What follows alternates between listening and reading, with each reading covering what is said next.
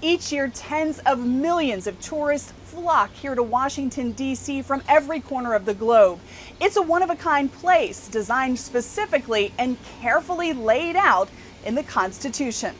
The framers wanted to have the seat of the new federal government independent of any given state. Roger Pilon with the Cato Institute has twice testified before Congress about the implications of granting statehood to D.C. They didn't want any given state to be disproportionately influential on the new government. Neutral ground to conduct the people's business. And for people living in the district, Congress would serve as their local government. Today, the push from many of the 700,000 residents can be seen in the streets through the revolutionary slogan, "Taxation without representation." Since they pay federal taxes, residents want the right to elect their own representatives to Congress. Making the district a state has been debated for decades, and last month, the Democratic-controlled House approved it. The District of Columbia Statehood Bill, H.R. 51, is passed. Every Republican and one Democrat voted no. The bill takes the 10 square miles of Washington, D.C. as specified in the Constitution and reduces it to an enclave around the National Mall that would remain under congressional control. What's left would become the 51st state, called the Washington Douglas Commonwealth, a nod to both George Washington and Frederick Douglass. The measure is dead on arrival, at least for now, given the Republican-controlled Senate.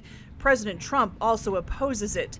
Since the majority of D.C. residents are black, Speaker Pelosi and Democratic leaders saw now as an opportunistic time to champion the issue.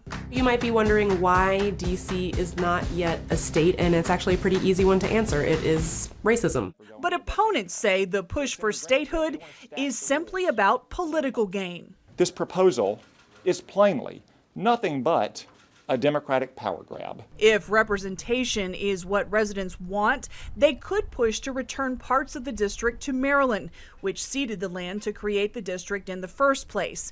But here's the rub.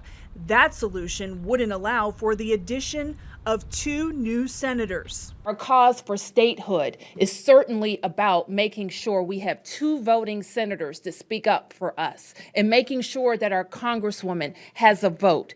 And since D.C. voted for the Democratic nominee by 80% or more in the last 5 presidential contests, statehood would virtually guarantee 2 new Democratic senators. This is not about enfranchising people. This is about expanding the Senate map to accommodate the most radical agenda that I've ever seen since I've been up here, getting more radical by the day. There's nothing these people won't do to change the face of the country, and we're tired of it. We're going to fight back. Under the House plan, the federal government would become dependent on this 51st state for essentials like utilities, snow removal, and fire services.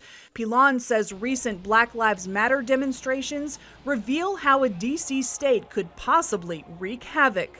One can imagine scenarios that would be quite uncomfortable. For example, if you had the District of Columbia with its own state government, entirely Democratic, and you had a president who was Republican in the White House, you could imagine the temptation to, for example, withhold services.